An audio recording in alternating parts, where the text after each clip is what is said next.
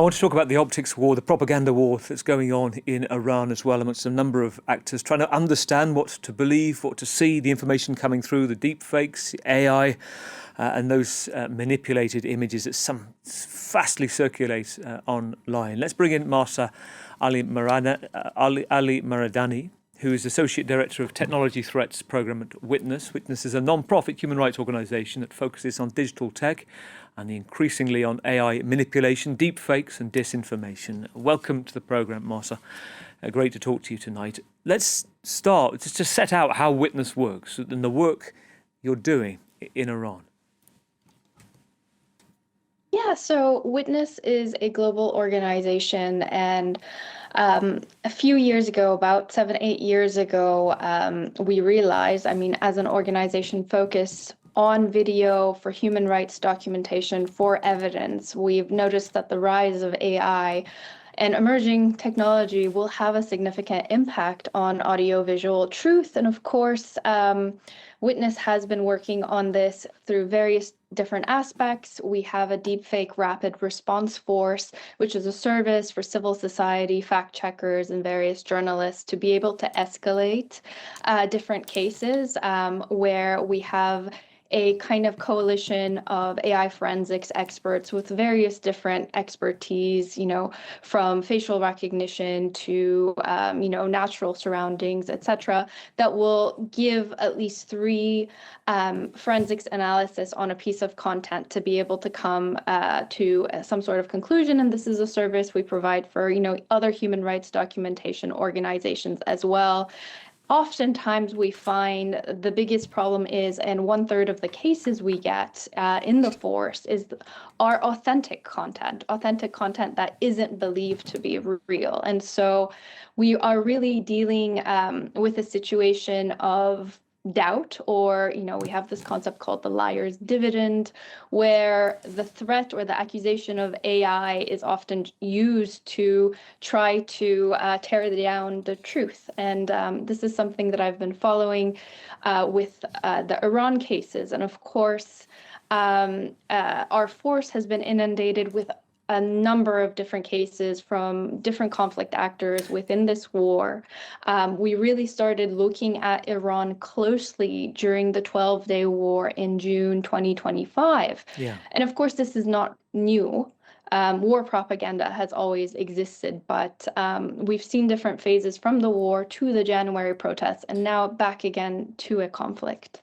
Very interesting. Let's just go back to that last year, and because it's fascinating where we can go into here. You talk about the liar's dividend. I think there's 2 legal scholars that coined this term, describing an awareness of deep fakes, allowing people basically to dismiss genuine evidence as fakes in this moment. And this case, let's talk of 2 things, because you've touched on both of them. One is go back to the 12-day war, and I think there's a parallel, isn't there? There's a sort of significant change in dynamic that that just touched on, and the timing of Google Gemini 3 coming in amidst this war between Israel and Iran.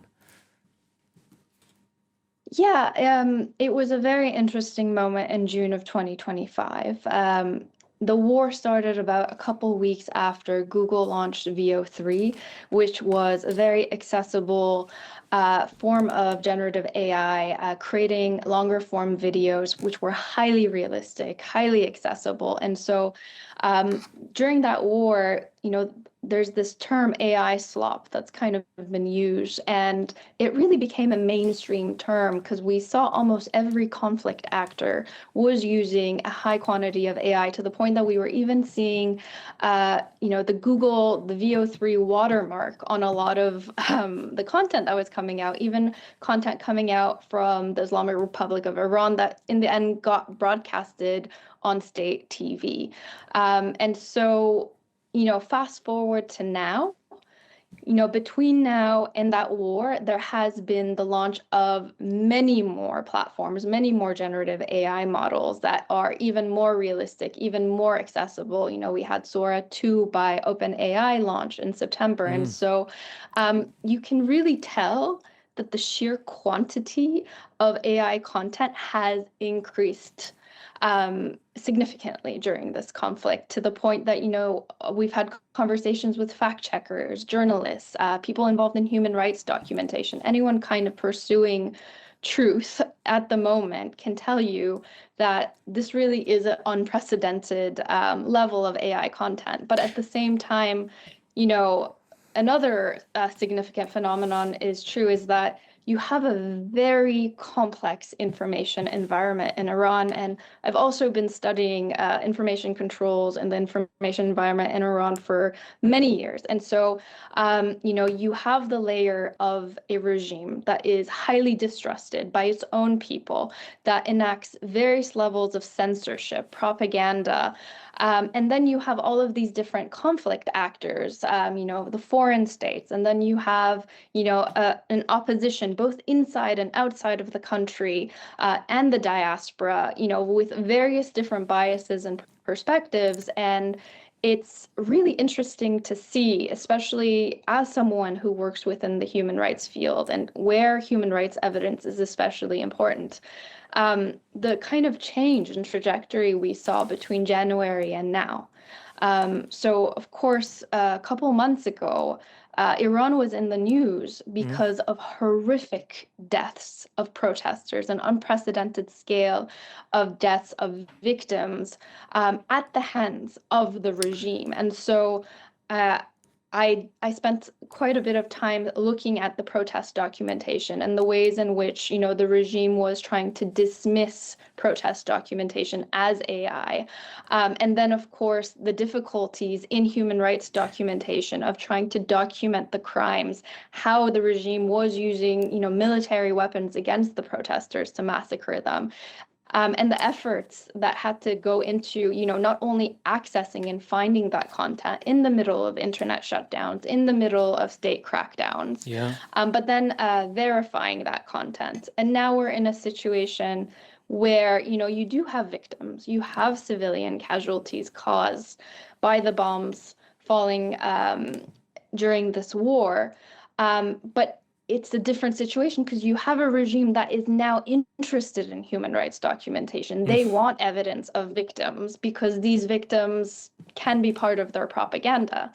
And so you do have this situation where you have the evidence and you have documentation coming from the state sources, and people naturally and justifiably distrust the state. And we've been seeing a lot of accusations of AI from that kind of content as well. Which brings up two things I'd like you to talk about, which going back to this liar's dividend and how it can work for the regime. First of all, just tell us about, I think we're going back to December the 28th, this so-called tank man image. And also tell us about this case of what you call this group Cybery, and one particular case of, I think it's Jupiter.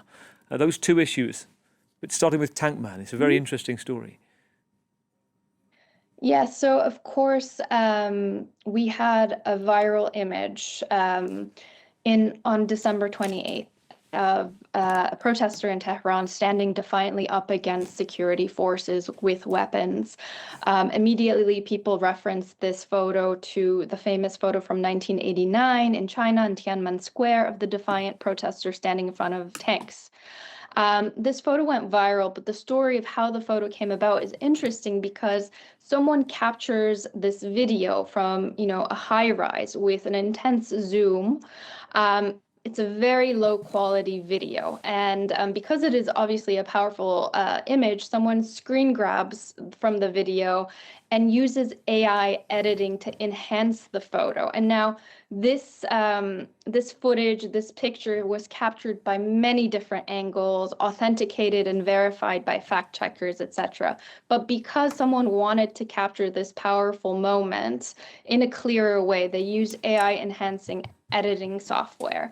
And you could see some AI artifacts after the editing, and this was picked up immediately by regime affiliated social media accounts, and was accused of being AI slop.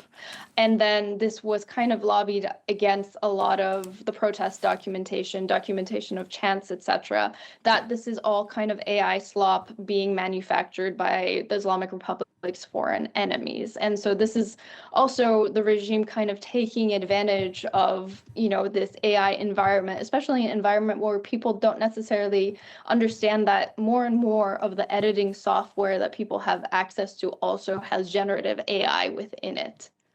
Wow. And that, And I believe, Yeah, Yeah. it's fascinating itself how it's being used. The other point is on Cybery, this very well trusted information that people were using. I think somebody who had hundreds of thousands of followers. It turned out this is part of a kind of a regime bot, a regime team that were trying to manipulate, and ultimately were discovered. Yeah, so cybery is this concept that many people who are familiar with Persian language social media know, which is this concept that you have kind of regime accounts pretending to be opposition and taking up opposition identities to sow chaos and disinformation.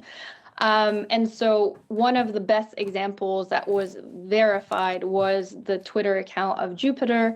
Jupiter had spent many years, building a following and reputation as kind of this anonymous opposition activist inside of Iran. And it basically was able to infect the information space at a moment of important mobilization back in 2023.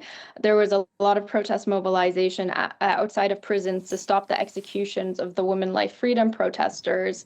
And basically, Jupiter started this piece of news that a very famous judge responsible for handing out executions, Abul Qasim Salavati, was assassinated. And so immediately, this even got picked up by Western news sources and kind of became a headline. And people's attention was diverted to this, and the protest mobilization lost its momentum. And very tragically, the regime went ahead and executed those protesters. It's really interesting, really important to talk to you, Mossa. Thank you so much for your time this evening. I know you can look on your website as well for how you can help just an ordinary citizen trying to work things out. An incredible amount of work you've been doing. So thank you so much. Mossa Ali Thanks for Mawadani, the having me. Associate Director, thank you, of Technology Threats at Witness.